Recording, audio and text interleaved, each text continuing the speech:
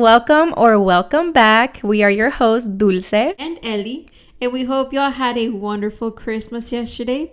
And with the new year being around the corner, today's episode will focus on starting a new chapter in your life. Yeah.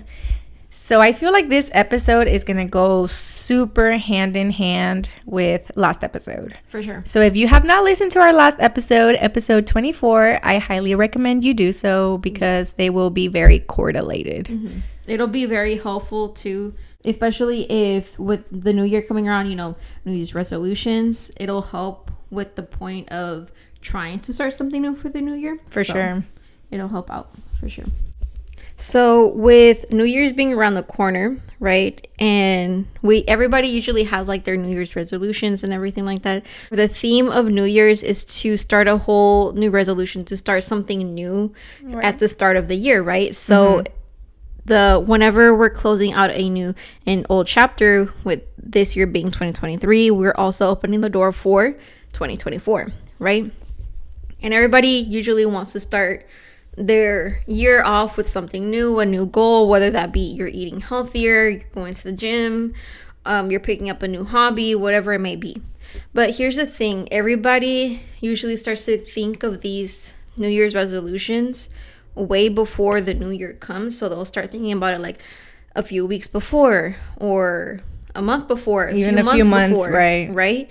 But they wait until New Year's to do it. And so here's the thing for me. So once you start doing that, once the new year comes around, I think our biggest downfalls are that the new year comes and the first day of the new year, you're like, oh, well, I forgot to do it already. Like, let me just wait until next Monday, until Monday comes, until next month comes, or next week, or next year even. You know, some people will do that. And which I get, because I still do that. We made the point last time, right, in our last episode, we're like, okay, when 3:00 hits, I'm gonna go do the dishes, and then you missed it by like 2 minutes. Well, like, okay, now I gotta wait till 4. Like, what? You missed 2 minutes, so now you gotta wait a whole other hour, right? So, and it makes sense. It does make sense. It makes sense, but it doesn't make sense, right? We use that excuse or that mentality a lot to cut ourselves some slack. And by all means, like, yeah, you should be patient with yourself, especially when you're starting something new, because you're not going to get it right off the bat, especially if it's something that you're barely starting, something that you haven't implemented as a routine yet. You're just starting it out. Of course, you're going to like mess up. You're going to forget here and there, right? But that's not an excuse to just stop and then wait for the next hour, the next Monday, next week, the next year, whatever, right? And so it either goes that way or it goes the other way, where they just completely stop. Like, they try it, and then they end up like forgetting, or they mess up, and then they don't ever try it again. Right. And I think that has to do a lot with we're being too hard on ourselves. We're expecting perfection, right? We're expecting ourselves to be great at it, or like it's all or nothing, right? If I don't get it all perfect the first try, then it's nothing. Right. And I think it's our own unrealistic expectations that are setting ourselves up for failure, and which is why we don't keep up with it. And the thing is, we usually, even though we have these resolutions set up for ourselves like months in advance sometimes, we always wait until New Year's to start. So it's like, why not start right now? Right. Why not try to practice it now? That way New Year's comes, like let's say you started in November. That way whenever New Year's comes, you're 2 months ahead of everybody else. 1. 2, you already have the practice, so you're less likely to fall off that wagon of that habit that you're trying to pick up, or that goal that you're trying to do. You're less likely to mess up as compared to that you did in the beginning. So like, let's say the month of November that you started doing it, you fell off the wagon like 20 times, right? By the time that you get to January, you'll fall off that wagon a few times, like 5-7 times, whatever. Right. But it's still less than the 20 times that you messed up back in November. Right. So you're starting from a better place in January. And so it's like, why not get ahead of that goal, why not start now? You know? And I started thinking of that a few years back around 2020. I went to the gym actually, and I was with my sister, and we had ran into one of her old friends that she like knew from like a few years ago. And we were talking about our diets and whatnot, and my sister had stopped doing her diet like a week ago or something like that, and she said she was going to start it next week, which is what she had said in the conversation. And then the guy responded, well, why don't you just start today? Like, it was already the very end of the day, right? It was, I think, like 9 p.m. already. But he was like, why don't you just start right now? And which makes sense. Like, even though you've already had your entire day, especially if you're going to come back home and you're going to eat, which is usually what I always did after coming back from the gym. I would like eat something because I'm hungry. Yeah. So make that choice based on whatever goal that you had set up for yourself. So if your goal was to be like on some sort of diet to be, I don't know, healthier, or eat something more nutritious, or maybe you're trying to hit your macros, whatever it may be, help it align to those goals, even though you've already gone through more than half your day. You know, like, it's never too late to start. You don't have to wait until tomorrow. You don't have to wait until Monday. You don't have to wait until next month. Like, you don't have to wait. You can start right now. Right. And then and there. Right. And it kind of reminds me of this one commercial that used to come out on like My 20. Do you remember that? Whenever we had no cable. No cable gang. Where they were talking about some sort of like college, and it's like this dude on the TV. He was like, they can work with you before work, they can work with you after work. Now do it right now. Is it the one where it's like, get off the couch? Yeah, I remember that. He's like wearing like a sideways hat. Yeah, the white shirt, I think. He's like outside. Yeah. He's outside. You can see the cars passing by behind him. They used to play that commercial all the time. Yeah. But that's what started popping up in my head whenever I started thinking about that. Like, no, do it right now. No, I agree. And I, just like you said, you have to be kind and patient to yourself, but we have to also be realistic. And I feel like a lot of the times when we say, oh, we'll just do it later, I feel like it's also us just knowing we're not going to do it, but putting it in our head that eventually we'll get to it. But it's like, if you haven't already done it and it's been on your mind for however long it's been there, more than likely you're not gonna do it. And you just pushing it to next Monday, next week, next year, I feel like that's even worse, because you're just pushing the deadline more. Y más hueva te va a dar. For real. Because I mean, I've been there. I've been victim of that mindset where I'm like, no, like, I will start next week for sure. Just let me get this week to like rest or whatever, like to mentally prepare, and then come next week I'm already used to not doing it, so it's like I want to do it that much less because I've already set up that habit of not doing it, especially because it's been on my mind. So it becomes a habit not only of not doing, but of pushing it back even more, so it becomes easier. Like, I feel like it makes the bad habit that much more prominent within your routine, you know? And then I also think, don't get me wrong, I think New Year's resolution, the whole trend, is a really good thing. Oh, you know, for sure, like, I agree. It does help a lot of people get a lot of things on track. However, I also think it can be detrimental to some people because they're only doing it because it's a trend. You know, it's like they're not ready to make that change. They're not ready to do whatever it is that they're setting up themselves to do. They're just doing it because a lot of people do it, and it's a known thing to do in the new year. It's like, oh, new year, new me. Let me come up with all these things I want to change. But they're not ready to make that change. So it's almost like you're just setting up yourself for failure from the get-go because you're not ready for that. Like, you also have to be ready and be real with yourself. If you're not, it's fine. Take your time, but don't take too much time.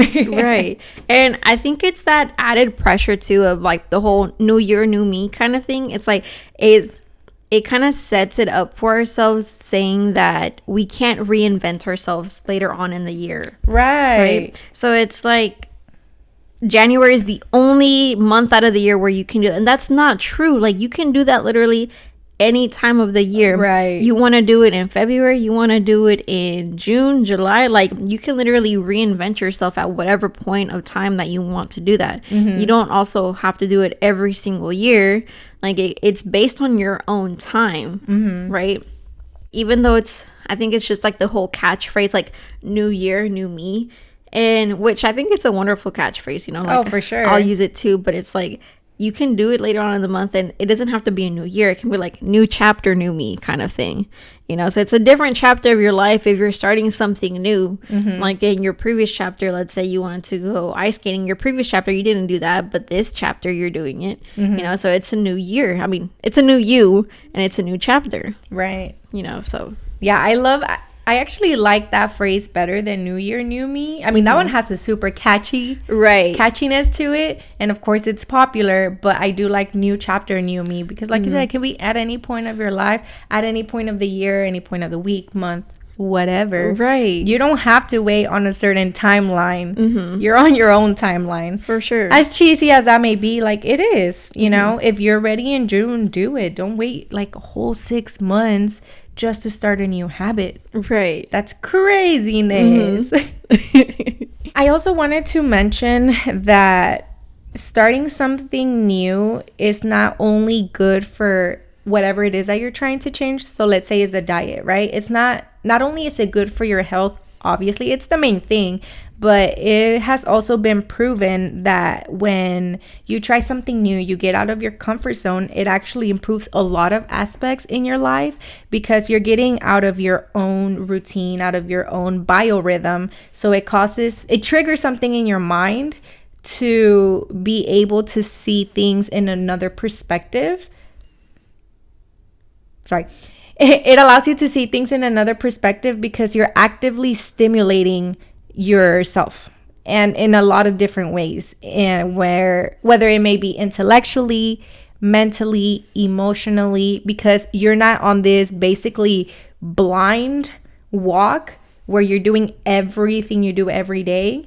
So you're doing it unintentionally almost because it just becomes a habit. Right. You get home, you do this and that, and it's an everyday thing. You don't even realize what you're doing. It's almost like you're zombie walking. You're like a zombie. You're an autopilot. Exactly. So when you change up that routine, when you change up whatever it is that you're doing, it triggers your mind to notice things that you normally wouldn't really pay attention to because you're not on autopilot anymore, and you're stimulating your mind. And that also is really good because you start to see opportunities that are there that you didn't see when you're on autopilot, because when you're on autopilot, it's just cruising, right? You know, but when you're aware and you're just aware, you see it could be a whole new world that you haven't seen before that has been there the whole time. Right. And so I feel like that is also really good for whenever you're feeling stuck in life.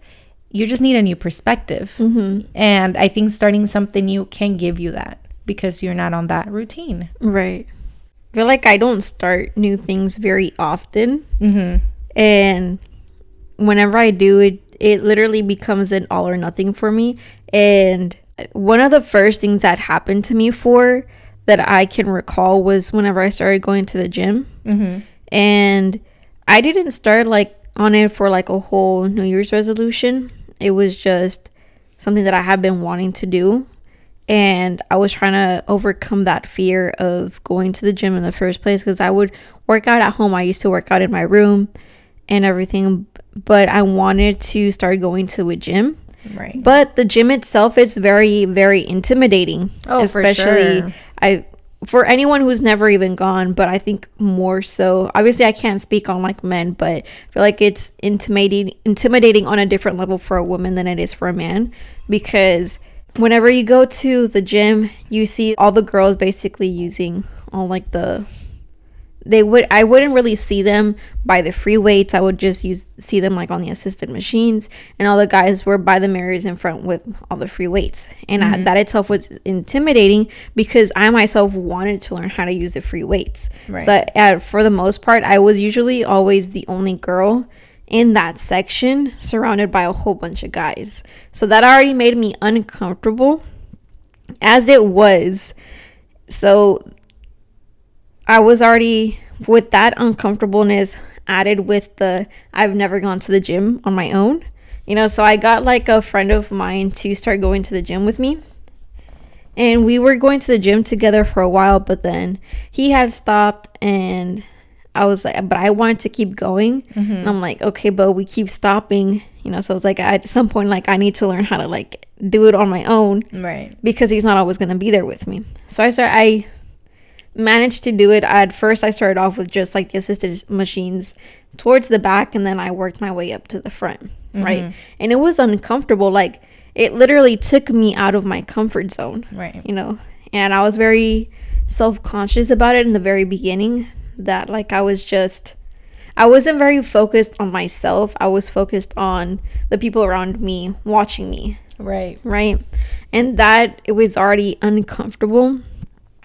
And I think that's funny because they're probably going through the exact same thing, so everyone's so focused on themselves, right? And like what other people may be thinking of them, that no one's really looking at other people like that, you know? Yes. Like, everyone is so in their head, and everyone's, for the most part, very self-conscious, or like just in their head, that they're not looking at you, they're not thinking of you, and they're going through the exact same thing you're going through mentally. Exactly. Which I think it's funny, when you think about it that way. After like a few years that I started going to the gym and started using the free weights in the front, with like, that was just like mostly men, I started to realize, because I never really thought about paying attention to other people while I'm at the gym, and I started noticing what I would pay attention to, which is usually, I'm over here just trying to make sure that I'm using the correct form, and I'm like make sure that I don't miss a number whenever I'm counting my reps, because sometimes I'll be going 1, 2, 3, 7, 8, 9, 10, you know, try to make sure that I get all of them, you know. Right. But once I started noticing what I think about, I'm like, there's no way other people are gonna just start thinking about me, or like start looking at me whenever they're too busy focusing on themselves, because they're worried about the same thing of missing the number of reps that they're doing, or like miscounting or whatever. And so I had done that to get out of my comfort zone, and now whenever I go to the gym, it's not intimidating the way that it used to be. So the gym, what used to be my uncomfortable zone, kind of became my comfort zone now. Me going at the gym, being in the gym, is comfortable to me now. Like, I don't mind being in the front with like nothing but a whole bunch of other guys lifting weights. And it also helps to the fact that I found a gym where it's not just a whole bunch of guys. For the most part, it is a whole bunch of guys, but like, you see more girls in that gym too. And everybody's like, I don't know, everybody's also just like nice. So like, the atmosphere is just a little different. Yeah, it's a whole lot different, because the first gym that I started going to was like a Planet Fitness. And for the most part, you never really saw any girls in the front with like the weights that were up there. They're always in the back with the assisted machines. But now the gym that I go to, it's a warehouse gym, and it's like you see everybody everywhere. So it's like you see guys on the machines, but you also see girls at the free weights, and vice versa. So it's like there's not a designated spot where everybody's like separated. Everybody's like all over the place, which is perfect. And I think in general, whichever goal that you're choosing to start something new with, they all teach you different things in life. So, and some of them might teach you similar things, but also in a different way. But they all come with like their own lessons at the same time. And I think that's the best part about doing something new. It's, again, how you were saying, it's about just having a different perspective. So you can start in with this challenge, right? And you can go in with the mentality like, oh, fuck, now I gotta wake up tomorrow and I gotta start doing this. Like, that's one mentality to have about it. And of course, you're not gonna want to stick to it, you know, like, you're dreading it. You don't want to do something that you dread. It's like waking up in the morning having to go to work. I'm like, fuck, I don't want to wake up because I don't want to go to work. Like, of course, like, it's not gonna be fun. You're not going to want to do it. You're not gonna be motivated to go. So you're, at some point, you might just be like, fuck it, I'm gonna call in, I'm gonna sleep in, kind of thing. Right? And that's what you'll probably end up doing with that kind of goal. But whereas if you have something where like, oh yeah, today I get to do this, like I get to go to the gym, or I get to make this food that I've been wanting to make, it starts to become something that you look forward to. Right. So making your goals, choosing what kind of goal that you want to make for yourself is important. So you want to choose something that you're looking forward to, not something that you're dreading. Right. So, because I also think that should be a red flag if you're absolutely dreading it. And I mean, you have to distinguish too. One thing is where a lo mejor tienes poquita hueva, and another thing is like absolutely dreading it. Right. If you're absolutely dreading doing your New Year's resolution, it's probably not for you. Right. Maybe it's not for you to go to the gym. And if you want to get in better shape, maybe you just need to go take walks. Maybe you'll enjoy nature walks or something different. But I feel like that should also be taken into consideration. Like if you're just absolutely miserable with even just the thought of doing it, whatever it is that you're trying to do, maybe change it up a little bit. Right. Because I also feel like New Year's resolutions, and again, we say it because that's the catchphrase. It can be any part of the year. Whatever resolution you have, ultimately it's to make your life better and to make yourself your better self. Right. So ultimately you should have some sort of enjoyment out of it. Whether it be, you know, the end goal, and the end goal is such a big part of what you want to do, and it's so exciting. It makes the journey exciting. Right. You know what I mean? So like some aspect of it should give you some sort of satisfaction and or happiness. You shouldn't just be and if that's how it is, then it's not for you. Because I do feel like a lot of people make their New Year's resolution be going to the gym because it's popular, right? Because it's a trend. And it's like, I really don't think the gym is for everybody. Right. No, absolutely not. And there are other ways to take, there are other steps to take for you to have a healthier lifestyle than just the gym. Right. Like I said, nature walks, just eating healthier. You can pick up swimming. You can pick up a sport. You can pick up like basketball, soccer, something. But it's something that's fun to you. Right. It still keeps you active. Right. It's just active in a different form. Yeah. And there's so many ways. Like you could literally do skating, like whether that be ice skating, roller skating, skateboarding. Like there's Zumba, right? Yoga, even you know, Pilates. Like there's so many things out there. It's not a one shoe fits all. Right. And if the gym is not for you, it's not for you. And maybe like, let's say the gym is for you, but it's only for like a season. That's okay. Choose a different activity, choose a different sport the next season. Like you don't have to stick with it for the rest of your life. You know, like if it made you happy that season, great. But let's say towards like later on, let's say you started like in January, and like let's say midway like in June or July, it's not giving you that same happiness anymore. That's fine. Let it go. Pick up something else that's catching your interest. Let's say now what's catching your interest is skateboarding. Go pick up skateboarding. You know, you don't have to, you're not stuck there. Right. That's what I'm saying. This is not a permanent change to your life. Like if later on down the line you choose that it's not for you, great. Don't do it. But that's the only way that you're going to know whether you like something or not. So you got to try it out. Right. And I think a very important tip, at least in my opinion, is when you're setting up these goals, be very specific. Because in my opinion, going to the gym is not specific. Right. It's the reason. Like, why do you want to go to the gym? Do you want to have a better physique? Do you just want to have better health? Do you just want to get your steps in? Do you want to get bigger muscles? Like, there should be an end goal. And going to the gym is the process, the journey. And if you have a more specific goal as to what it is your end goal to be, then you can change up the journey. Right. Like I was kind of saying, like if your goal is just to be healthier and have a healthier lifestyle, and you're choosing the gym to be the journey, like you said, come June, you're not feeling it. What other journey can you take to still reach that goal? You don't need to always take the same path. Right. You can take a different path, but ultimately you still have the same goal.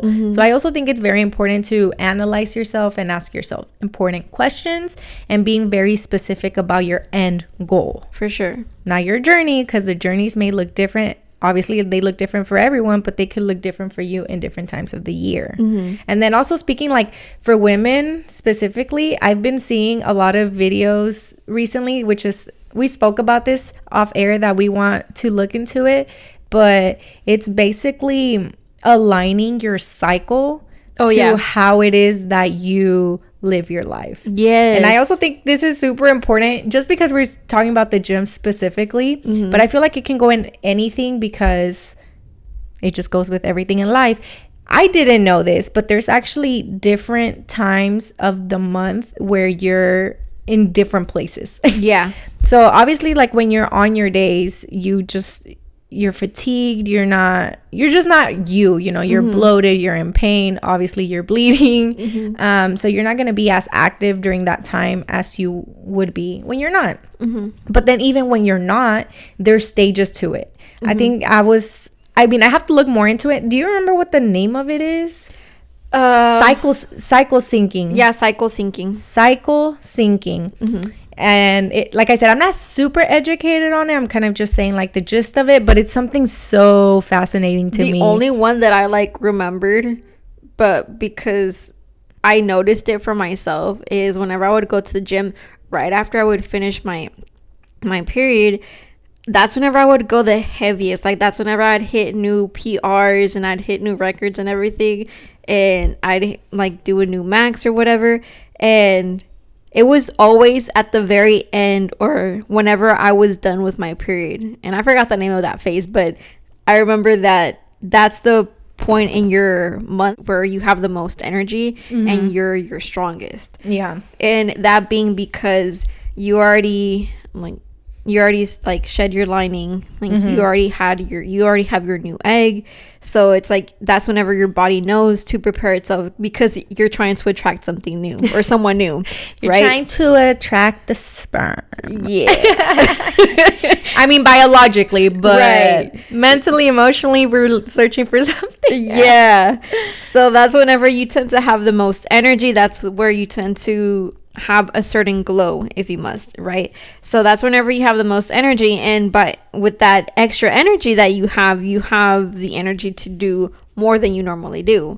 So it's perfect. So whenever I would go to the gym on those days, I'd be so pumped up. I'm like, yeah, I'm gonna hit a new PR today. And sure enough, I would, because the energy was just there. Right. So, and obviously all the women know what we're talking about, because you do change throughout the month and it all goes correlating to your dang cycle. I mean, I personally hate it. I know a lot of women do, but it is what it is. And so getting to know your body is so important, because right now we're talking specifically about the gym, but that could be with anything. On that month that you have all that energy, you can go super ham on whatever hobby it is that you're trying to take, or you know, your resolution, and give yourself that grace period on the week or a few days that you're so low, you just can't pull it together. Because I feel like a lot of us may see it as maybe like, oh, we're failing, like what am I doing wrong? I wasn't feeling like this last week. And even though we know like it could have something to do with our cycle, I feel like we are pushed so much to almost like ignore it and push it to the side and just push through, that even though we're literally like dying inside, we feel like we have to do everything 100% still. Yeah. Like we don't give ourselves that grace. Yes, especially like when it comes to around our cycle, because I know a lot of us do deal with a lot of pain. I know I do. Like my first and second day, I almost can't even function, and if I'm not literally laying down in like fetal position, I am dying. My legs hurt, my head hurt, like everything just hurts. My boobs hurt, like you know. I've learned to be okay with not doing anything those few days, but it's also due because my mom had a lot of pain when she was little and she had it. So I kind of grew up knowing, you know, there was a couple of days in the month where I was just basically useless. I just can't function. You were in a cocoon. Literally. Like, let me just go hibernate for these couple of days. Yeah. But yeah, no, getting to know your body and knowing that it's okay, that you're not going to be 100 every day, and that's a biological thing. It's not just oh, I'm not feeling it today. So it's not just a mental thing, like no es pura hueva, no es porque no lo quiero hacer. It's I was gonna say biological, biology. Oh, that's what you were trying to say. I was trying to say biology. But then I try to combine them, but they're kind of the same word, so I don't know. That's a little weird.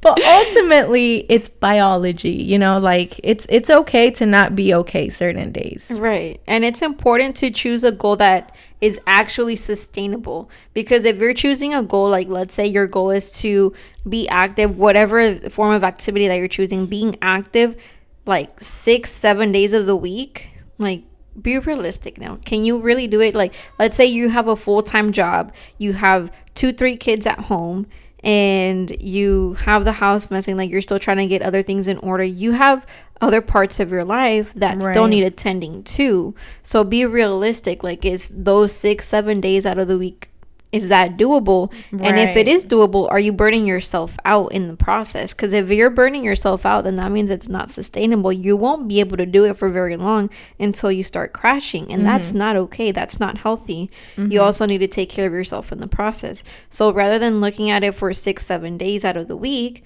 maybe try doing 3 or 4, and that's okay. Spread yourself out throughout the week. Don't spread yourself thin trying to do everything every single day. Like that's not doable. Let's say Monday you're active, but Tuesday you stay home and you rest and you clean the house and you do whatever else that you're trying to get done apart from being active. And the following day you go to the gym. The following day you do whatever other thing that needs to get done around the house. That way nothing piles up on you and you don't feel so stressed out. For sure. So having a balance. Yeah. Right? Between your new goal and the rest of your life. Because it's not about trying to fit the rest of your life around this new goal. It's about fitting this new goal into the life that you already have. Preach it, girl. Preach it. So true. I love the way you worded that. So it's like, think of it like in the sense like every single time you take a step, you're putting on a new shoe or a new sock. Right? So whenever you're already walking as it is in your life, and every single time you take a step, you're picking up a new sock. That sock being a new goal. But you're going to be picking it up along the way in your normal life. I don't know where I was going with that analogy. She's thinking of dirty socks. Fuzzy socks. Fuzzy socks. But no, yeah, I agree. That's super important. Sorry, your fuzzy socks are cute. Thank you. They look so soft. They look soft. And they look shiny. That's what I was about to say. They look like snow. Mine look like, I don't know. They look knitted, but yours look soft. Yeah. Like yours look like a rug. Like they have fuzzy. A rug on your shoe, on your foot. I know, and this is actually the first time I worn them. I've had them for years, but you never wore them? And I actually put them on, and I was like, oh, I've been missing out. They're so fluffy, and you know me, I love fluffy socks. Yeah, socks and PJs. I live for fluffy socks and PJs. The amount I have of both. And it's funny because every time my mom or anybody asks me, they're like, what do you want for Christmas? I'm like, I don't know, but I wouldn't say no to fuzzy socks or PJs. And I always get the same response. You already have so much. And I'm like, so? So? I will never say no to more. Especially like, because if I wear them and change them, I have enough for like 2 weeks, you know? And I don't got to worry about like, oh, I'm out. I don't know. I love them. I'm a sucker. I only have like 2 pairs of fuzzy socks. I have these and I have the same ones in black. You're missing out, girl. Like, here's the thing. I rarely ever use fuzzy socks. Like, during, I don't know. Like, I just rarely do. I wore fuzzy socks. Like, I wore them yesterday. If that counts. But because my feet were like super cold. And I don't know, like it's just colder in the living room than it is in my room. So I had my fuzzy socks, a blanket, then I had like a little mini heater by my feet because my feet are the one thing that always get cold. Right. So I just had it by my feet so that I could warm up. If you're just listening to us and not seeing the visual we're talking about, what is you doing? You're missing out. Go watch us on Spotify, Apple, or YouTube. Yes. Sorry, I had to throw that in there. And then y'all can be in with the matching PJs. Make sure y'all throw on some PJs of your own. Some Christmas PJ sets. We're matching right now. We had to get full on in the season, which I feel like we've been really good about this whole, since we started the video, and you guys can actually watch us now, we've gone full blast for whatever season it is. It looks like Santa threw up in here. Yeah, I love it. But again, reeling it in. Yes, because we kind of got off topic again. I just kind of wanted to not necessarily go down a list, but say a few things that I think are super important to keep in mind whenever you are trying new things. Because like we've been saying, it's hard, one, to start, obviously, but also to keep going with those things. So I just wanted to like touch base on a few things for people that are thinking about starting a new them for this upcoming season, which is, 2024. I think these are things that are really helpful. So I wanted to start basically with, don't allow yourself to be stopped by your worries, your anxiety, and your fear. So you did touch base on like not wanting to start the gym because you had a fear and an uncomfortableness of going to the gym and like being surrounded by guys. And guys will never understand that, because I have heard guys say, well, like, what are you uncomfortable about? Like, they don't even talk to you. They don't even look at you. And this is something they will never understand, but all our girls get it. Just being around guys, just that. It's too much testosterone, okay? It's just too much. It just makes you uncomfortable. Just throw in some estrogen into the mix, okay? I saw this one post that said, what would you do if there was one full day with no men? And the amount of like responses and all the things girls were saying was actually kind of sad, because it's like we actually don't do a lot because we have this like fear of men, At least subconsciously, like, I feel like, at least for me, I feel like I'm on alert, especially if I'm like by myself. Oh, for sure. Yeah. And that's not to say like men are bad. No. It's just we are unfortunately easy targets, and we are targeted a lot by men. And not to say women can't do that. Like, there are bad women out there, but like the main response I saw in that one post said that they would go and take walks at night. Oh my gosh. Which I'm like, because I've always wanted to do that, because it's so calming, it's quiet. But I could never, because I do get scared, especially like, because we live in the city, so anywhere you go, it's like a bunch of cars, and or sometimes there should be a lot of cars, but at night it's like deserted. So that alone makes it feel like scary. Creepy. Yeah. And like if I were to see a guy walking like far away, like coming towards my direction, I would look instantly to see where I could go to get away from his path. Right. Things like that. Yeah. But anyway, we don't have just fear about men. We have fear about so many other things. But yeah, don't let your fear, worries, or anxiety get in the way of starting something new. Of course, you're going to be anxious. Of course, you're going to be worried that it may not work out. It may not this, it may not that. You have a fear of so many things, but don't allow that to get in your way of your goals and of you wanting to start a new chapter. Yeah. And touching, like, just to make a quick point about that fear, sometimes we're afraid, but we don't realize that we're afraid because it's not shown as fear, it's shown as anxiety, right? And we don't really think about anxiety being fear. And anxiety, that fear-based anxiety could be like, oh, well, what if I mess up? Like, what if I drop one of the weights? Or what if I can't figure out how to use one of the machines and I need help? Like, what if something, right? Those dang what ifs. That what if is a fear-based anxiety. And I think that's how it's covered. That's the way that it's covered up, right? That fear is covered up as anxiety. But the thing is, we don't recognize it as a fear. So it's very easy to just brush off. So I think it's important to recognize that. Recognize where our fears really are within us. And see how they're being masked. Because I think the important part is figuring out how they're being masked is the best way to figure out where your fears actually lie within you. Right.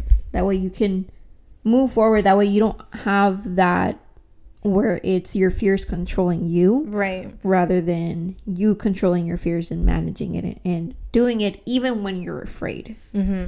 So. Yeah, because I feel like also fear can be a good motivator. Like, it's not always a bad thing. And of course, we're going to be fearful when we're especially learning something new, doing something that we've never done. Of course. And so I feel like we should also take it as not a negative. Like we are obviously taught, like if you fear something, don't do it. But that's just when it, in my opinion, when it comes to something life threatening, if it's something to do a little more simple, like starting something new, I think it's also good to have that fear. Right. Because a lot of times it can be excitement, you know, like you're just excited, but it's scary. Like you're starting something new. I think it's absolutely normal to be scared of something. Absolutely. Just don't let it get in your way. You know, use it to your advantage. Let it be a motivator. Let it make you better.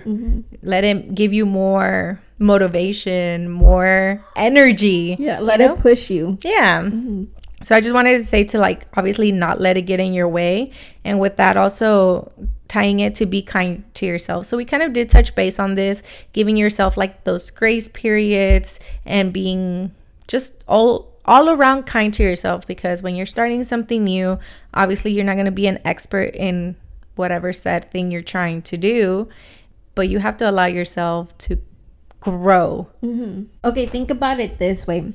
Whenever you're teaching a child how to walk, you're not going to start Can you imagine? That kid just because you're he not doing fell. it right. Yeah, it's like you just put one foot in front of the other. That's it.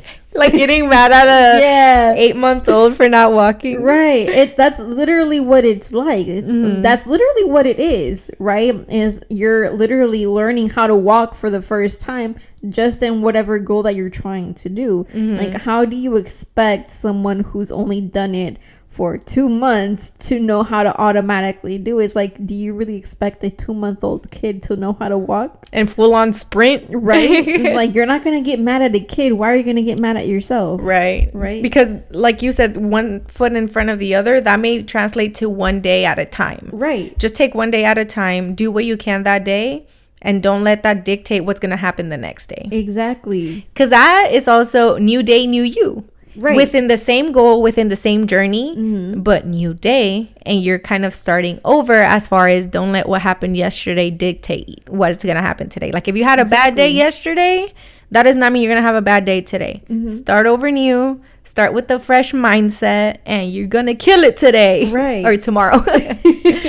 Like if you need to, literally say a mantra to yourself the very next day when you wake up, like, today is a perfect day to not be who I was yesterday. You know, it's a perfect day to not do what I don't want to do anymore, to not make the same mistakes I made already, to, I don't know, whatever you want it to be. Get super corny. Like, corny. Cheesy. Yes, I feel like all those things were so cringe. So when we were youngsters,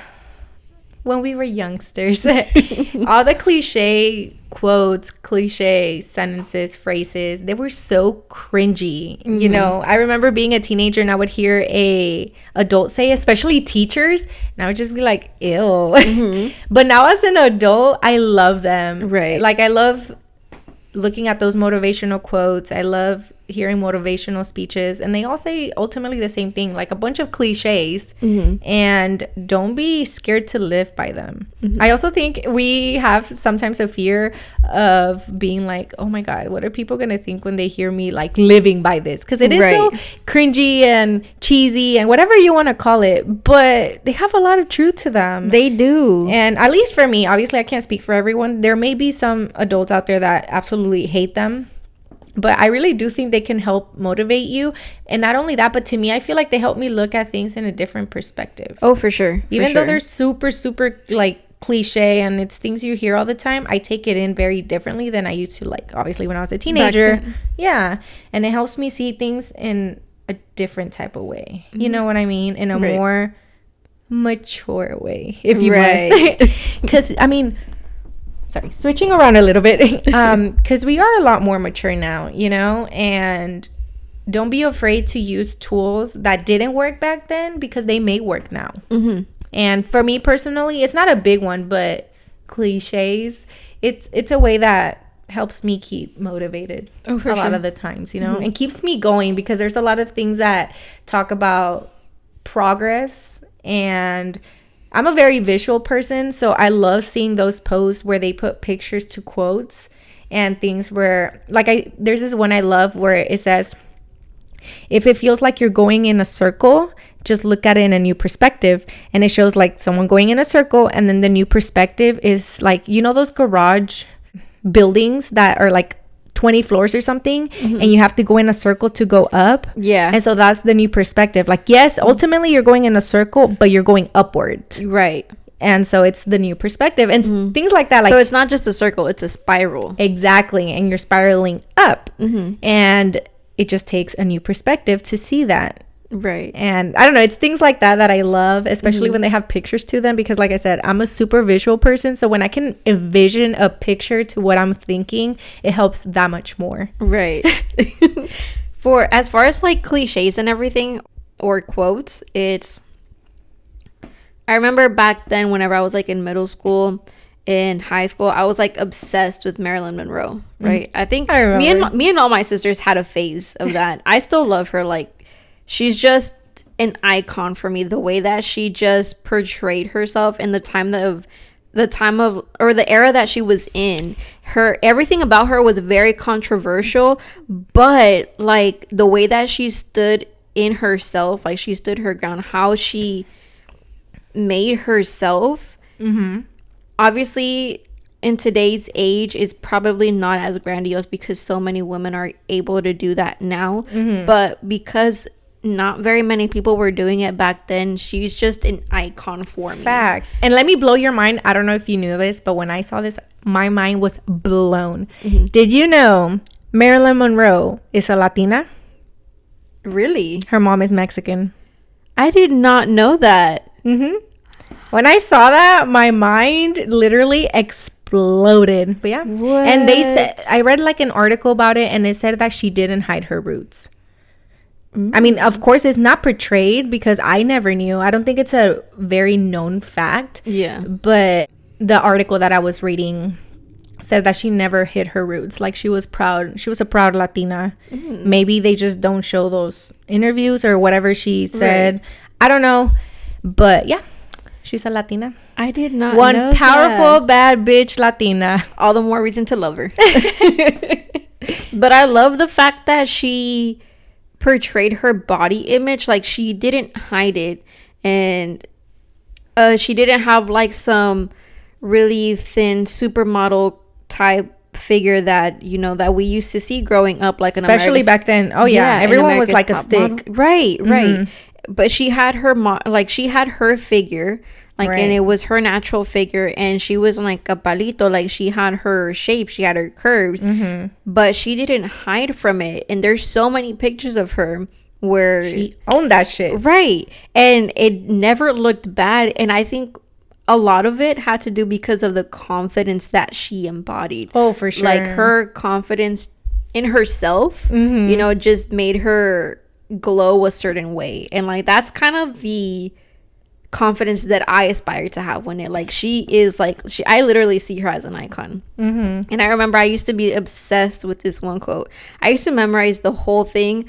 I can't remember the entire thing now, but towards the very end of the quote, she says, "Good things fall apart so better things can fall together." And I used to just like say it in my head, right? But I didn't really grasp it the way that I do now, because now that I think about that quote, like, yeah, it sounds like such a cliche, but back then I used to just read it and I used to love it because it was hers. Right. It was just the obsession with her. Right. But now that I read it and that I like see the quote, it's like I don't love it just because of her. Like, I love it because of the real truth that it holds. It's true, right? Right. Because I've always had to struggle with letting certain things go in my life.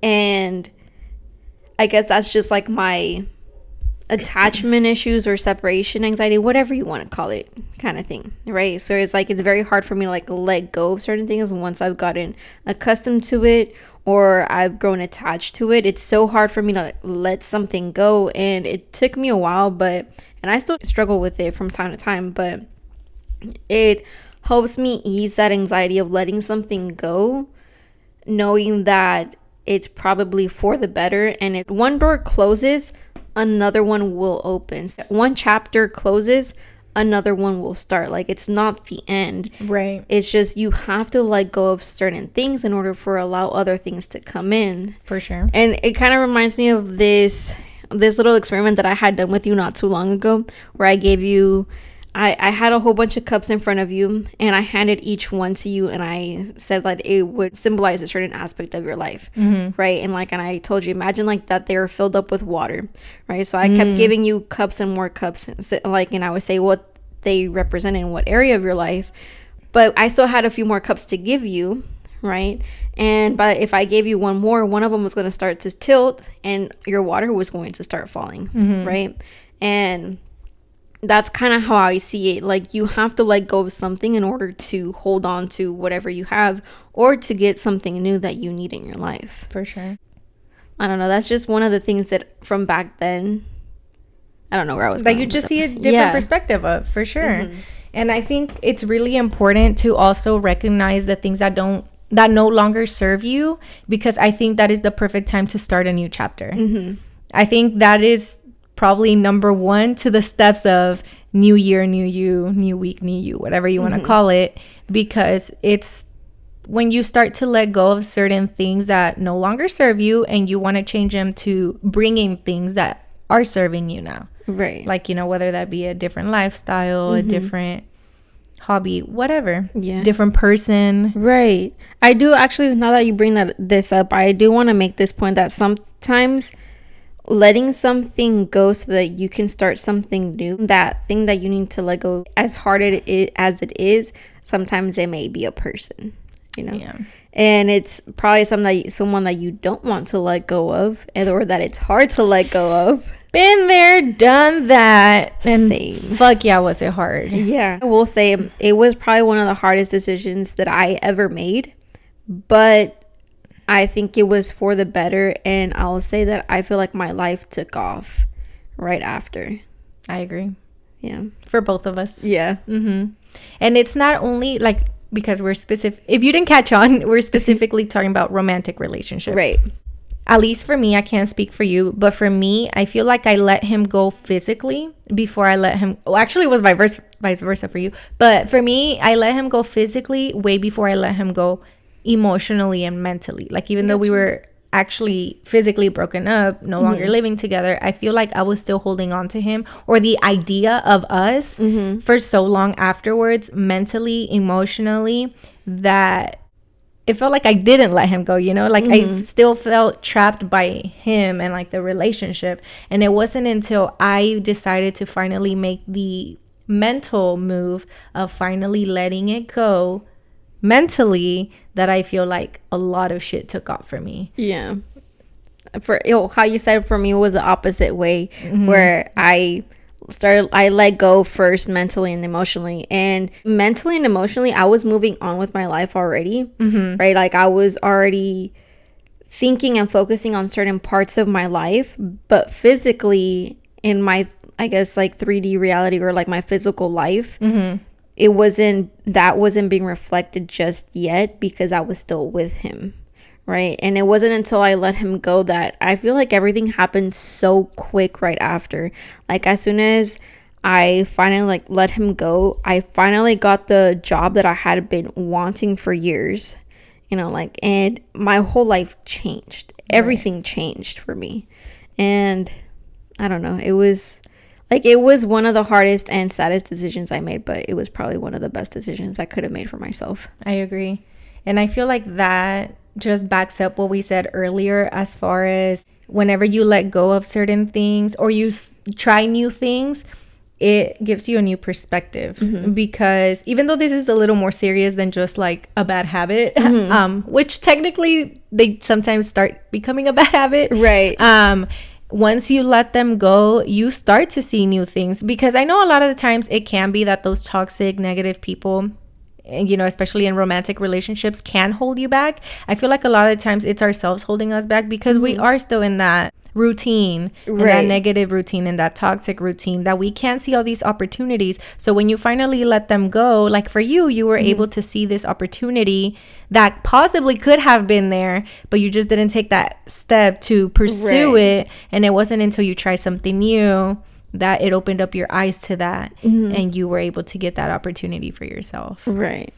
which again I think is so important. Like, you just have to try new things. And of course, this one is a little extreme. It's letting go of a real romantic relationship. It's not always that extreme. It can be just letting go of, like, if a bad habit for you is coming home and straight going to the couch and sitting down and watching TV. And you know that's a bad habit because it's getting in the way of you doing a lot of productive stuff. Then it can just be that. Don't come home and sit on the couch. Right. Or don't come home and take off your shoes, because as soon as you take off your shoes, you get comfortable and then you don't want to do anything else. Right. Like, it could be that simple. We're going a little bit extreme, but it also can be that extreme. It could be a whole relationship. And don't be scared to let it go. I mean, obviously we know it's very scary, especially when it's long term, which we both dealt with that. Like, we were both in very, very long term relationships. And so whenever that's all you know, especially from a very young age, because we both started dating said people from a very young age, so it's kind of like all you know. Right. And we've talked about this before, where they basically become your identity. The relationship is your identity. So of course we understand it's super difficult to let it go, but if you know for a fact it's no longer serving you and it's kind of doing the opposite and it's bringing you down, holding you back in whatever way that may look like, I mean, you gotta let it go. Right. You gotta take the steps and you gotta do what you gotta do for yourself to be able to move on to greater things. Oh, yeah. Just going back really quick on the part where, I said it's kind of like almost they're holding you back.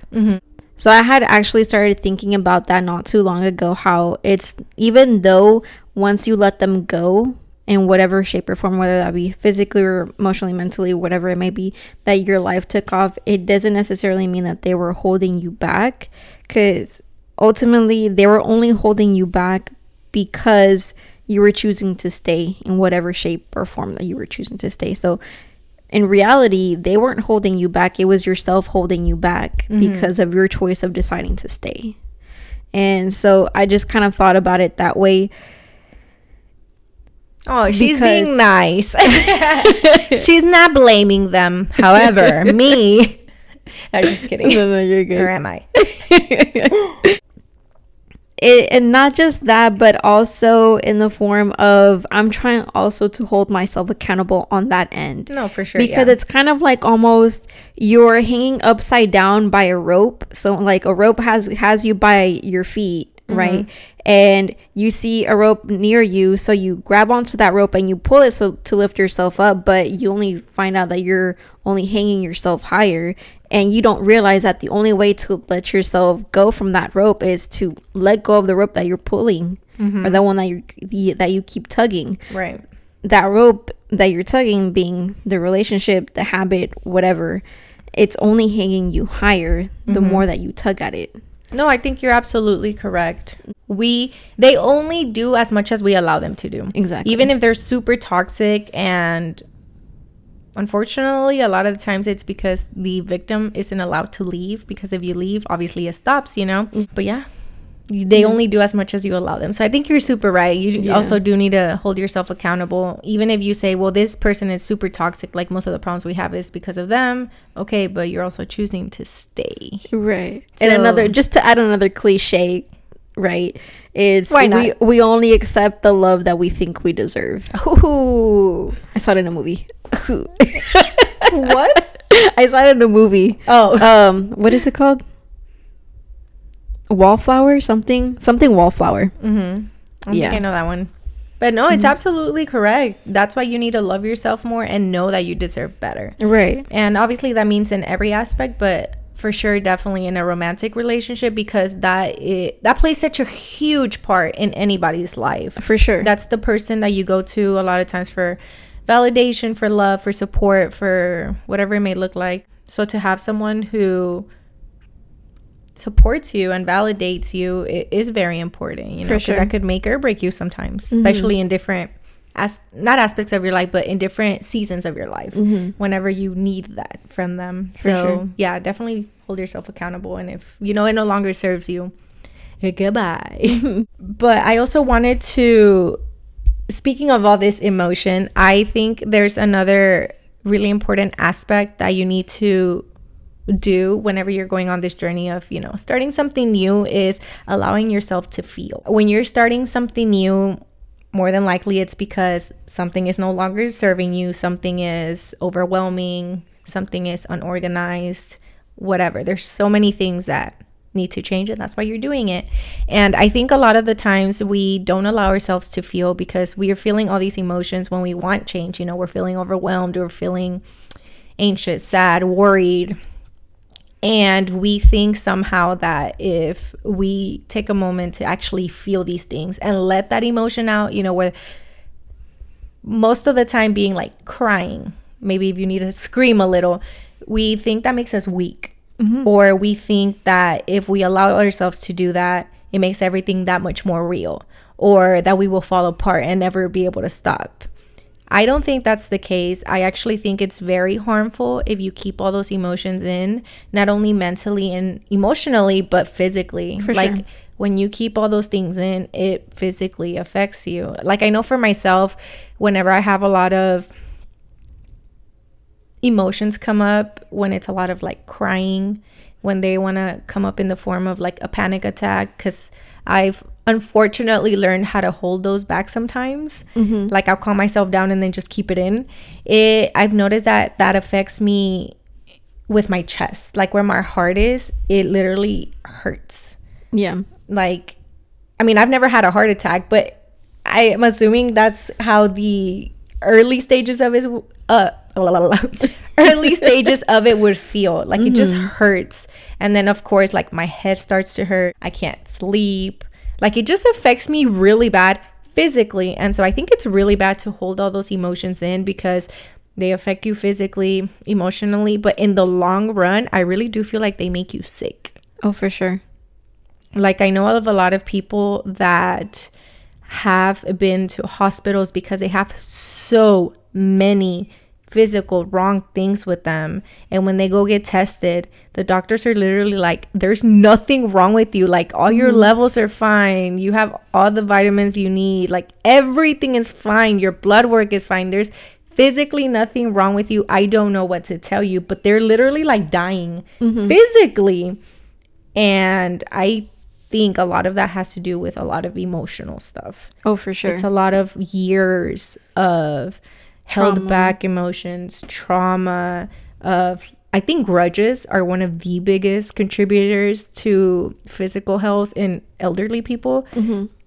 And I've kind of seen this because, again, I know of people personally who are very resentful of so many things in their life, and they're just so sick, and they're constantly in the hospital. And again, the doctors are like, I don't know what to tell you, there's nothing wrong with you. Yeah. And I do think, I'm a believer of that all this resentfulness and regret, because a lot of them have a lot of regret in their life, contributes to that. Right. So it's just like, just let yourself cry, let yourself literally let it go as it's leaving your body physically, with the tears, with the screams, with the kicks, with the, if you want to punch the air, like as it's leaving your body physically, let it leave emotionally, and just let it go. Yeah.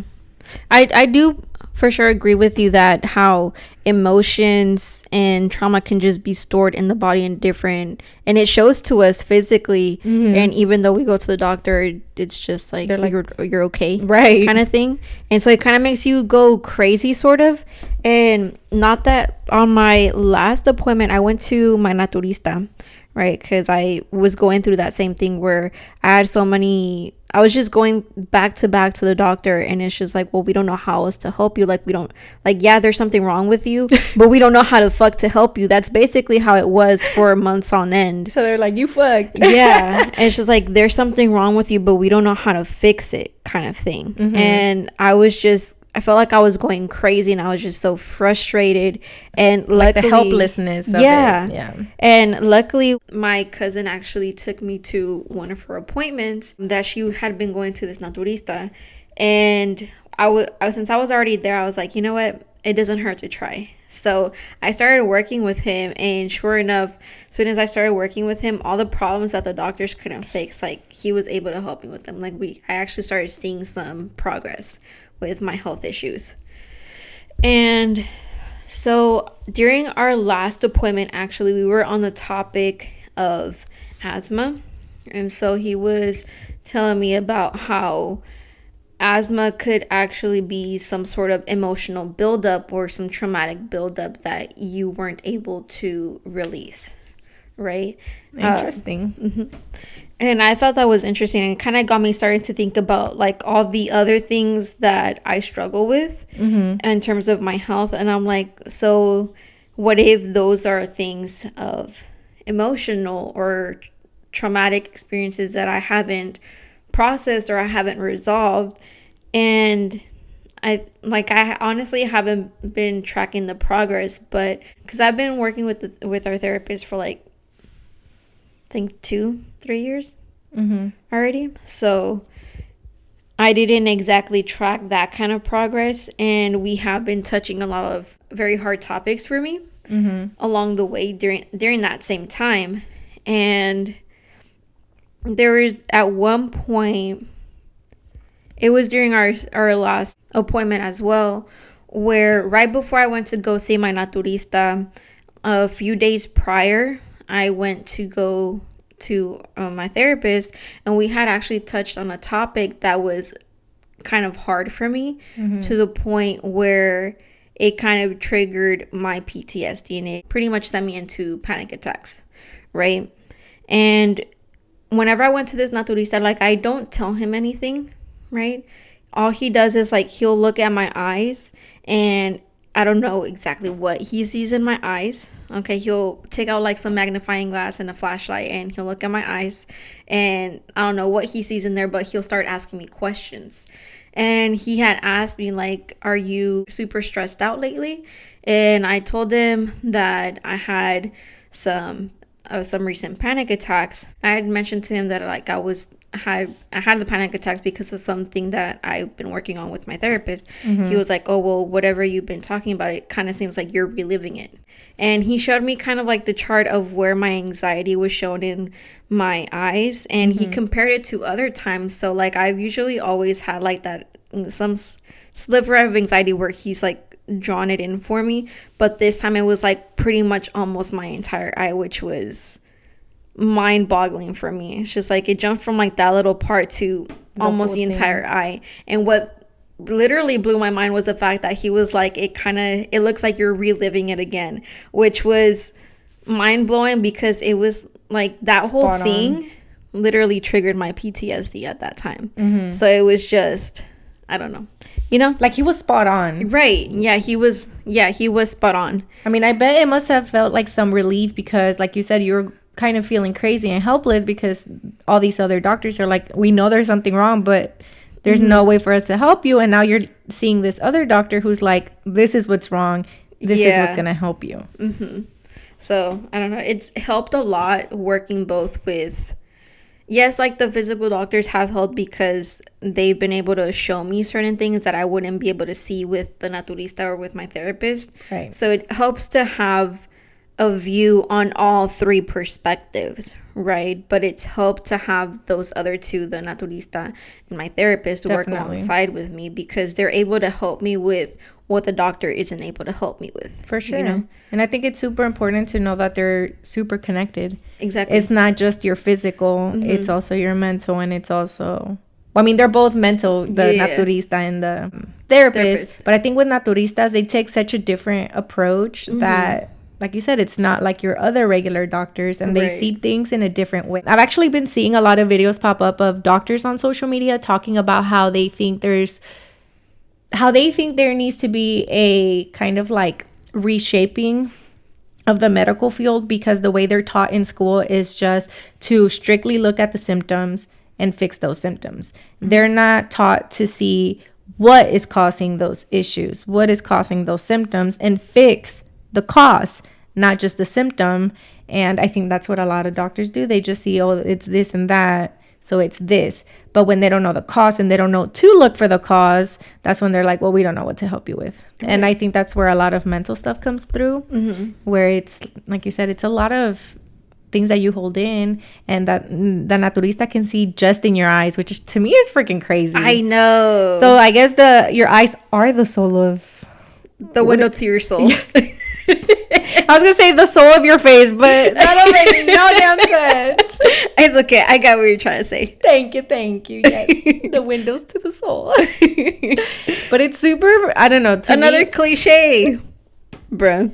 We're full of cliches today. Yeah, but I feel like that one is not just like metaphorically or anything. It's literally like your doctor can see through your eyes and be like, this is what you need and that's what you need. Mm-hmm. That's kind of crazy. Well, not kind of crazy. It's hella crazy. It is hella crazy. It's mind-blowing. I absolutely agree. And at the same time, it validates exactly what you're experiencing because it shows you that it's not just internal, it's not just mental. Right. Like it's actually real. Yeah. It's physical. It's real. It's shown in your physicality. Right. Is that the right word to use? Sounds right to me. We're gonna pretend it is the right word. Moving on. And I mean, I want to get past this point, but I also wanted to add that because I've had a lot of people tell me that they don't believe your emotional affects your physical, but it's like, why wouldn't it? Everything is connected. Mm-hmm. Your physical with your mental, because your mental is what? Your brain is obviously connected to your brain. Your brain is connected to your brain. Okay. Your brain and I'm over here like your brain is obviously connected to your body. So if there's something wrong with your brain, your thoughts, your nervous system, of course your body is going to show it because it's your body's way of saying, hello, there's something wrong, fix it. Because again, when you're holding all these emotions, it affects like your vascular system because your heart, like what happens when you're having a panic attack, your heart is going at like 1,000 miles an hour. You can't breathe. Like, and I know a lot of people experience it maybe differently, but ultimately I feel like it comes down to the heart. Like your heart is pumping so fast. Mm-hmm. That's a physical thing. It's not just a mental thing. It's not just, oh, I'm feeling this and that type of way. It's literally your heart going do like you can't breathe. Like it's so much going on. So of course your body's going to be like, chill out, breathe. Like this is wrong. Don't let it basically happen again. Because it's just your body's way of saying, fix it. Right. So we don't die. Yeah. And I don't know if like, what exactly goes on in the body during a panic attack. So with the panic attack, it's like obviously mentally or emotionally you perceive something as dangerous, right? It's always either mentally or emotionally.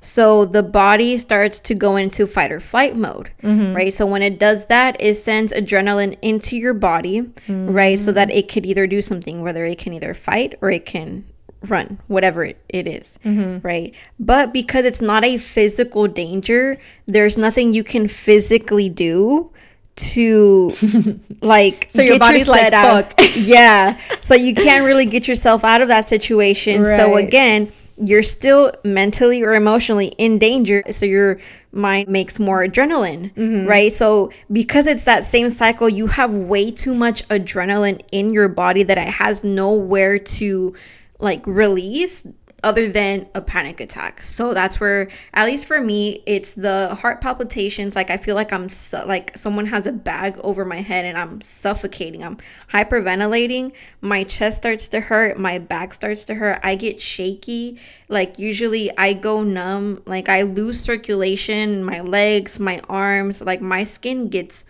cold because I lose circulation. Like my fingertips will go blue or purple, so will my lips, and it's just like it's bad. And it'll feel like I have ants crawling all over my body. Like if you fall asleep like on your arm or your leg falls asleep, and whenever you like let it go, it feels like you have a whole bunch of ants crawling on you. That's what it feels like for me. Right. And it's all because of the adrenaline. Yeah, I kind of go through it in a similar sense. I also feel like I'm suffocating, but the way I feel it, I feel like not someone's like on top of me, but I feel like the room is closing in. Like I feel like the floor is coming up, the ceiling is coming down, and all four walls are like caving in. And so I feel like I'm suffocating, and the only way to help with that specific symptom is I have to get naked. Same. I have to take my if not my pants, always my shirt. I have to take my shirt and my bra off. And that does help a lot because I don't know, I feel like my clothes suffocates me so bad. Even if I'm wearing the baggiest thing I can be wearing, I have to get naked. Anything like around the neck area is just, it has to be off. For me, it's the whole torso. Like, I cannot have anything on me. Like, I have to get naked. And that's usually when I start to calm down a little bit, when I begin to take all these clothing off. And then the last one I had, that's where I was like, okay, this needs to stop. It kind of freaked me out because the whole left side of my body went numb. Like with you said like all of it goes numb. With me, it was only the left side. So I immediately associated it with heart attacks, even though I know it's different for women. I think for women is the right side. Oh, I'm not too honest. But because I'm so used to hearing the left side, I was like, oh shit, I'm literally about to have a whole fucking heart attack right now. Like, I couldn't feel my left arm, I couldn't feel my left leg, and I couldn't feel the left side of my face. I was like, oh shit. And like, imagine you're already having a panic attack and then I'm panicking about the panic attack. Yeah, like it does not help. It's panic on top of a panic. Yes. And for me, like I said, it was just so scary because I was like, I'm literally about to fucking die in here. Sometimes it does feel like you're about to die. And again, for sure. Not just mentally or emotionally, like you're already in a shitty place there. But then now you're adding the physical aspect of it. And I'm like, now I can't feel the whole left side of my body. Like I said, the whole left side from literally head to toe. I couldn't feel shit. And I was like, oh my God, I'm about to die. And then I also get shaky. I can't breathe. I hyperventilate. Like, it's just so bad. And then especially for me personally, the hardest part of it is that when it's happened, probably 50% of the time, maybe even more, I'm with my son. Or like my son is in the house. And so I feel like I can't even let out the panic attack. Do you know how hard it is to hold that shit in? Yes. Oh my gosh. I used to get them a lot in public. Oof. I used to get them in school sometimes. I've had them in school. I've had them at work. And I've just had them in like public settings. Oh man. I feel like that's even worse. Because at least for me, like what I usually do is, because I can feel it coming. Because I feel like with me, I don't know if it's like that with everyone, it progressively gets worse. And I can obviously feel it when it's starting to come. So I'll usually try to go as fast as I can to the restroom, lock the door, turn on like the little fan and turn on the water. That way my son can't hear me or can hear me the least that he can, you know? Because it's a scary thing to go through. And I can't even imagine, like, I don't want to traumatize him having to hear and watch his mom go through that, you know? So I'll go into the restroom and I'll try to hyperventilate as softly as I can. That's the hardest part too. Yes, because then that regulates your breathing even more. So it's like everything's so out of whack. It's I hate it. I know. Sorry, this got very depressing. I know. This is about goal setting. Where you're going on about panic attacks. But hey, it's needed sometimes. But I'm gonna stop it there because I feel like it is getting a little down. Not a little. And we're trying to uplift the mood here. We're like, new year, new you. We're over here like, we're dying. Okay, no, yeah, I'm gonna cut it off there because, yeah, it's getting a little too low for me. We can save that for another episode. Yes, that can be a whole thing. And completely switching gears, another thing I feel like you need to be aware of when setting new goals, being new you, being grateful. Yes. Because it's so easy to get in that negative mindset. And we talked about that in the last episode where it is very self-sabotaging to be negative. And I think being grateful is super important because it shifts your mindset to be more positive. It's so easy to get caught up in what's wrong and what's not working out, especially when you're starting something new, that you forget all the good stuff that's come from it. Yeah. Like if you've already made progress, if you've seen certain changes, but you're not quite where you are, it's okay. Still be grateful about the things that have gone right and the positive changes that you have made. Right. Because that can make all the difference. Because if you're just down, like we were a second ago, it's easy to get stuck in that negative mindset. And then obviously you're not going to want to keep going with it. So there's this, let me make one point first and then I can say the second point. Slow down, Ellie. Sorry. Focus. I was trying to make 2 points at the same time. Slow down, brain. Slow down. You're going a little too fast. But okay. So as far as being grateful, whenever we make those new strides in our goals, it's easier to be grateful for the things that you just achieved. But as soon as you get to that part, you're like, okay, but what can I do next, right? You don't actually get to indulge in that gratefulness of having achieved that goal, right? You're just looking on to the next thing. Right. But whenever you're looking on to the next thing, you're looking at it in the sense of, well, I don't have that yet. So I can't really be happy because I don't have that yet, right? And rather than being appreciative of what you already have, and like how we've said before, you attract exactly what you think. So if you keep thinking negatively in the sense of, well, I don't have this, no, you're not going to have that. You're not exactly attracting it to yourself, you know? So having that positive mindset of that gratitude will help you. I think it'll help you find more opportunities. So you have how you were saying about perspective about the spiral, right? And whenever you're looking at it in a different perspective, you're not just going in a circle, you're going in a spiral upwards, right? So whenever you're looking at it from that perspective, you see different opportunities that you couldn't see just from the top view, just looking at yourself going in a circle. Right.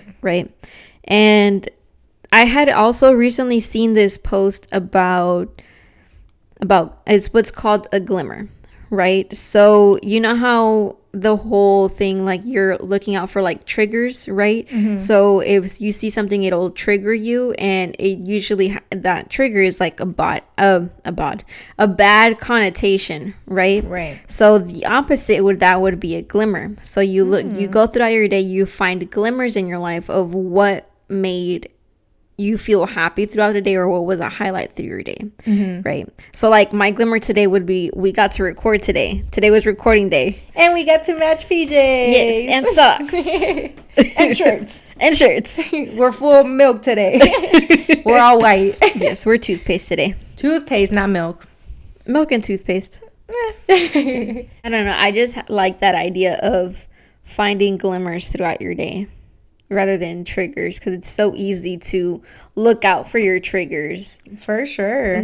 Like, especially if you're at work and we're too familiar with this, you work in customer service and you had a customer who was a complete asshole. It's so easy to go home like hours later, you hadn't thought about it all day, but as soon as you sit down, have a shower or whatever, you're like, oh, that fucking customer like ruined my day. Instead of seeing that, you can be like, I had a super good lunch today. I don't know, something like that. Or I had really good tips today. Or it wasn't as busy as it was other days. Like it was a chill day.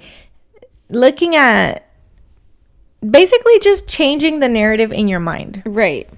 From obviously negative to positive. Because in my opinion, that makes a lot of difference in motivating you to keep going. Because if you're only looking at the negative, ultimately your conclusion is going to be, what's the point? If everything's negative, everything's not working out, everything's not going my way, then what's the point?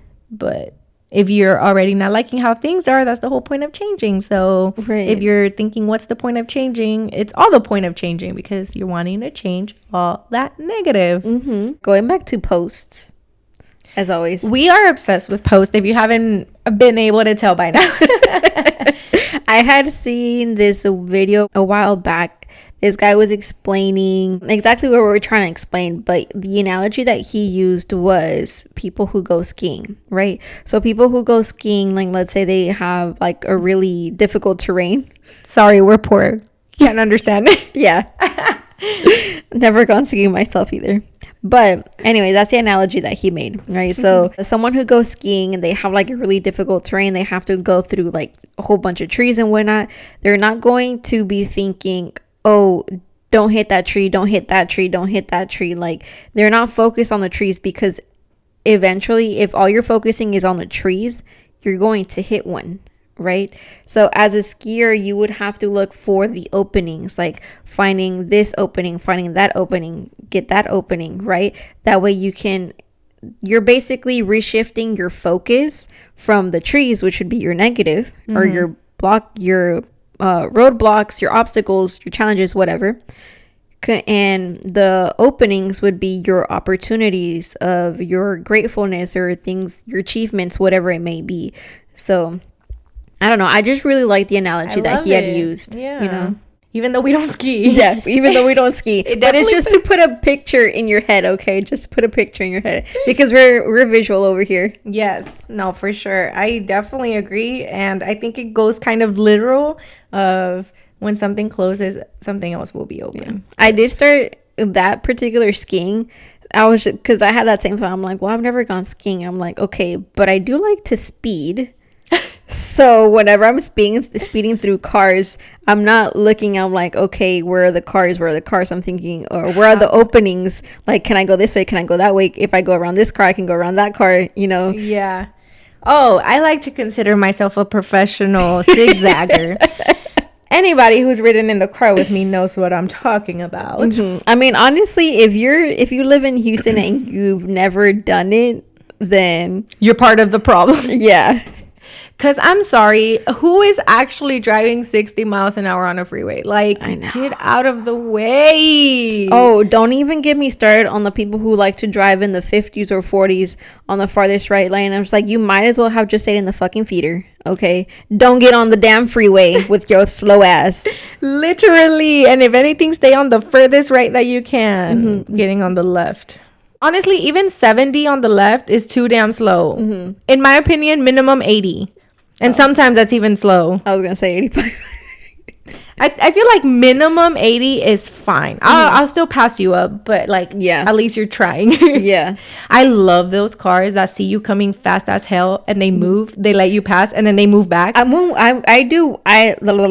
of those cars because sometimes I don't want to go as fast as them because some people be going like 100 110 on that part. I'm like, okay, I'm not that much in a hurry, but I'm also not gonna make you go around me, so like let me just scoot over, let you go, and then I'll be back.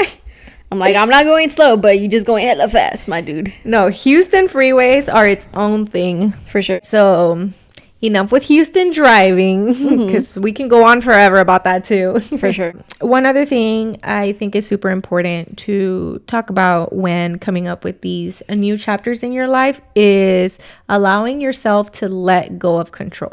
Mm-hmm. I don't know if you have struggled with this in your life. I know I do a lot, where I feel like I gotta be in control of every little detail in what's going on, especially when I'm trying something new. Oh, for sure. I even plan it out. Like, it's going to look like this. This is going to happen. This is the goal. This is the timeline. Yada, yada, yada. And then when it doesn't happen like that, because it doesn't, because it's live and there's a lot of outside factors that we don't have control over, I get discouraged, or I'm like, okay, it's not what I wanted it to be. So it's not going to be what I want it to be. So I'm going to stop, Right. And that's not how it is. We are human beings. We can't control everything. Life is life. Whenever we are doing, honestly, almost anything in life, there's outside factors that have to do with things that we don't have control over. Because, again, life, it's not going to go according to plan. And so I feel like a lot of the times, too, it's good that when you're planning out, leaving certain aspects as unknown, because you don't know when certain things will happen. Again, when they're not in your control. You have to be realistic about what is and what isn't. But like, I'm going to use one example when you're doing social media. You can have a goal of, let's say I want to reach 100 subscribers in a month. But you also have to be realistic and know that you're not going to have absolute 100% control over that, because that growth may look honestly way bigger, or it may not reach there at the timeline that you're looking forward to. I think it is a good goal to have because you're working towards it, but it's also okay if you don't reach it on your timeline, because that's an outside factor. Right. You may be doing everything right, but you're just not getting there as fast as you thought you would. Right. And that is not in your control. It's not in your power. Right. But that doesn't mean you should be discouraged. And it's not to say that you're not going to reach said 100 subscribers at all. It just means it'll take a little bit longer than you expected, and that's okay. Right. So I do struggle with that same particular thing of needing to have that control over everything. I used to struggle with it a lot more than I back then than I do now. I think I've learned how to manage it a little bit better. I still struggle with it, but I just learned how to manage it better. Excuse me. Right. And one thing that I've done is again, as always, I like to talk to myself. Okay. I have these conversations with myself very frequently, Okay, so I'll literally have a conversation with myself about anything. Like, hi, Ellie, how's the weather? It's going pretty great. Not her having small talk with herself. Right? No, it's never really small talk. It's usually about deep shit. But anyways, so like if I notice that I'm getting frustrated because things aren't going according to my plan, right? I'll talk to myself and I will start saying like, okay, why are we frustrated? Like, what's going on? Like, okay, is there something that we can do about it right now? And if we can't, that same thing that we've always done, like that we've learned how to practice with our therapist, where it's like, okay, if you can't do anything about it now, put it in the little box, put the box away. Right. And then you can bring out the box and think about it at a later time when you need to. Mm-hmm. That kind of thing. So that's always helped me. So it's like, if I can't do anything about it right now, like, try to put it out of sight, out of mind, right, kind of thing. But if I can do something about it right now, if it is something that I can control, that I have some sort that I can change, then I'll do something about it. But it's the hardest part for me to let go is whenever it's something that I literally have no control over. That's the hardest part. For sure. It's doable and I've done it. It's just very hard to do. I literally have to do that a couple times. I'll have to do it like 5-6 times throughout the day, where it's like, okay, it resurfaced again, so let me put it back in the box, put the box away. Right. I'll have to do that a few times throughout the day, until it for sure leaves my mind for a while. And then once it comes back after a little while, then I'll revisit it and be like, okay, has this changed? Can I do something about it now? Can? Great. Can? Okay, back in the box. Put it away, right? Yeah. So it's just, you have to let things flow. Everything happens at the time that it's meant to happen, right? And I'm not saying that there's anything wrong with that. I just made my own take on it, because whenever I kept thinking about it in that phrase, it was just that the word time was in it, that it would make me frustrated. So I'd be in my head like, okay, if the time's right now, then when is the time? Like, when is the time gonna be? When is the time gonna be? And it would just stress me out. Right. So I'm not saying that there's anything wrong with that phrase. That phrase is just not for me, and that's okay. So I kind of took my own spin on it, and I changed it for myself as everything will happen in the order that it's meant to happen. So I like that one better too. So like, let's say my goal is to hit a PR of 400 on my squats, right? And right now I'm like at 315. It'll happen in the order that it's meant to happen, right? So at first I might hit 320, and then I'll hit 350, and then I'll hit 360, and then 375, and then I'll get to 400, right? That's the order that is going to happen. I'm sorry. Oh my god, we can't be serious here. Hot chocolate, what did it do to us? We're drinking hot chocolate, and I don't know, I feel like marshmallows, it hit us. I don't know, sugar high. Anyway, PR, I'll reach 400 in the order that I'm meant to reach it. So let's say right now I'm at 315. Okay, next time I'll hit 320. Next time after that, 350. Next time, 360, 365, 380, so forth, right? Until I reach 400. It's not going to be evenly spread out, right? And there's no real time frame, right? It's just in the order that I'm meant to get there. So a whole bunch of other things have to happen before I get there. Right. I just don't know all the other things that are meant to happen. So I like that perspective. Yeah, because I feel like that, like you just said, the word time gets a lot of people frustrated, because it's that question of, well, when is the right time? When is the time? And time is such a illusion. Yes, of course it is, but it isn't, but it is. And we think that, or we have put this connotation of this is the right amount of time, you know, like past this time is just too much, and then we want to give up and we want to say, no, that's too much. But when you look at the grand scheme of things, most of the time, those things that we say it's too much time, it's almost no time. Right. Because when we're like, oh, you know, by the time I finish this and this, I'll be, just throw a number out there, 30. Right. But by the time you hit 30, you're like, dang, that flew by. So it's all about perspective also. I mean, everything, in my opinion, always comes down to perspective and how you decide to look at it. So you just have to look at it in the best way that works out for you. Because like you just said, you changed a known quote to make it fit more something that helps you actually achieve things. Because when you see it as just time, you're getting frustrated. But when you turn it into order, it makes all that difference. Right. Because the way I've also thought about it, it's like, let's say, okay, you give yourself, 6 months to reach this certain goal or to do something or whatever.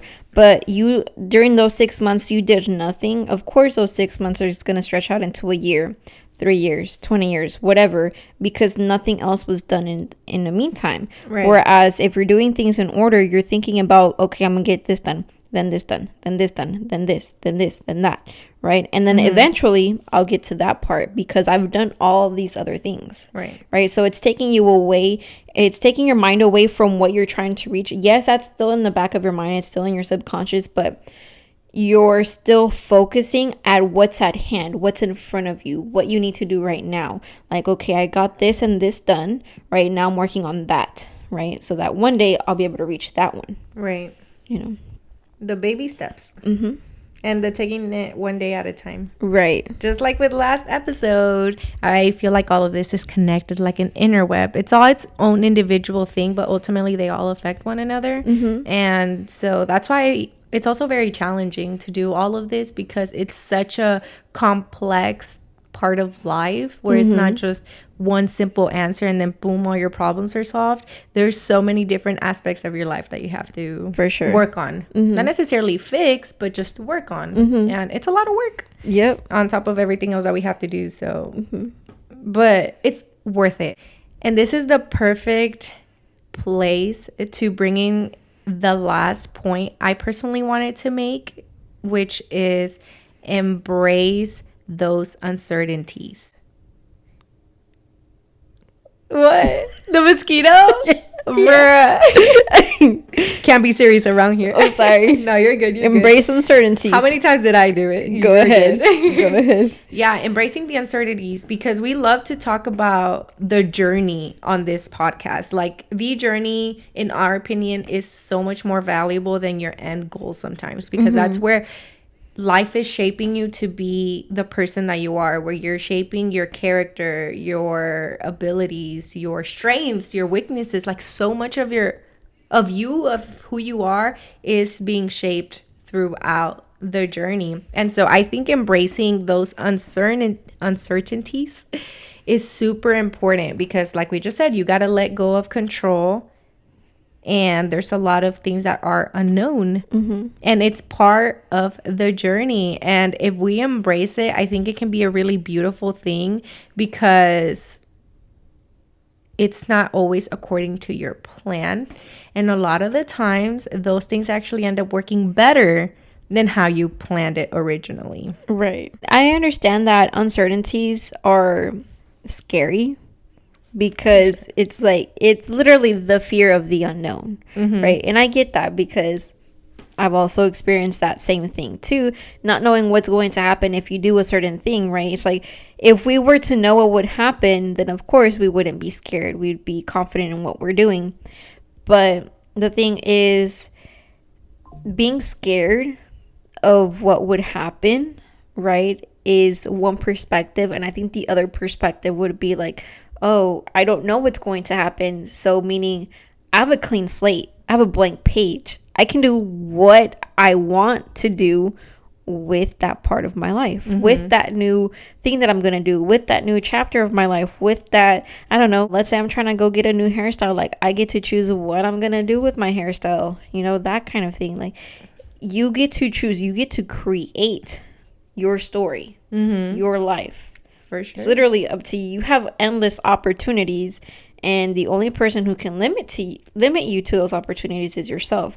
So if you're looking at it in a scared mindset, of course you're not going to see very many opportunities. Again, you're looking at the trees because you're scared of the trees, right? Rather than looking for the openings and seeing what you can possibly do, what you can create. Right. Again, everything is just about perspective.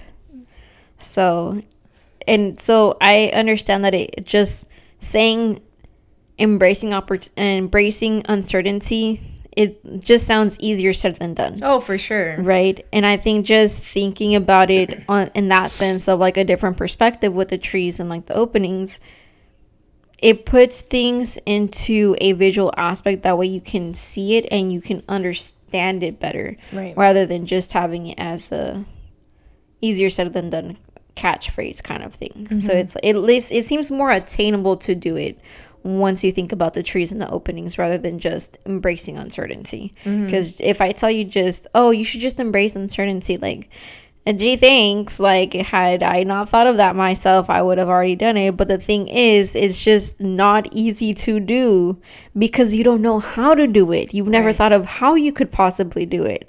So it's just once you have this idea or you come up with your own idea that allows you to see it differently, and I think that's the perfect first step that you can make to embrace your uncertainties. For sure. And I feel like it's also a shot at being creative. For sure. Because you don't know what's going to happen. You don't know a lot of things. So you have the opportunity to come up with brand new things all around on ways of learning, ways to do it, ways to get there. Because it's not set in stone. How boring would it be if everything was already set in stone and we just walked that way and made it happen? Right. There are many different routes you're able to take to obtain one goal. And that's the beauty of it. You can take whatever path you decide for yourself. You can take a relatively easy one, or you can make things hard on yourself. Harder than it already is, because life is already going to throw hella curveballs at you. So do you want to add more to yourself, or do you want to make it as easy as possible by doing things you have to do, which aren't easy? Because I feel like a lot of the things are almost everything we talked about. It's easier said than done. And it's a lot of things you and I both struggle with. Like, we're no experts, but we are learning and we like to better ourselves, you know, and it's what we're doing right now. And they are hard. Like, we've gone through it. We're going through it. It is easier said than done. But again, it's really helpful when you have someone going through it with you, or even if you're not on the same journey, someone who is there to support you along the way. Right.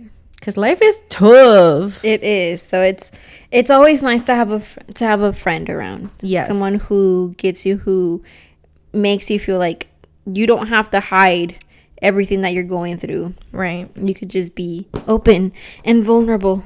Absolutely. So get yourself that supportive friend, and you got this, and give it your all. Yeah. And for all of you coming up with your goal list, your to-do list for the new year, your new year, new you list, make it realistic, make it achievable, and actually start. If you told yourself you're going to start in the new year, that's fine. Actually do it. And don't do things that just because they're trends. And I think the gym is a really big one. If you don't actually want to do it, don't do it. Yeah.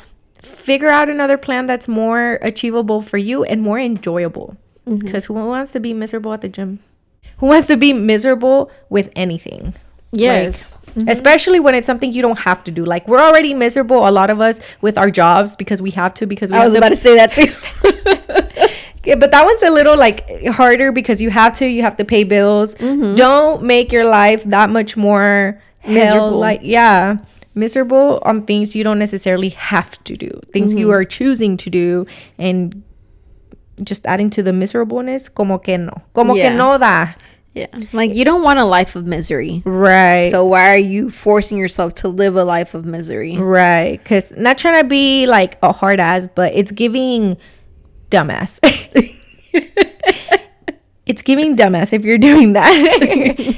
Porque eso lo estás haciendo by choice. And with all that being said, we thought we'd like to include y'all into our New Year's resolutions for 2024. And it is that we're going back to posting weekly episodes. So exciting. I mean, I'm excited too.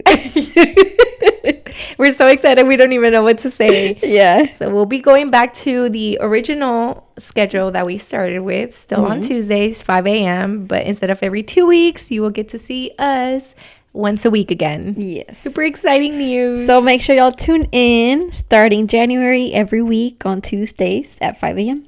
Central Time. Yes. Yes, ma'am. Y muchas gracias por haber estado aquí con nosotras en este episodio. And please make sure to follow us on all socials so you stay up to date on all news and announcements like the one we just made. And you can find us at Soul Sisters Lounge. And we will see you here back in 2 weeks. Bye.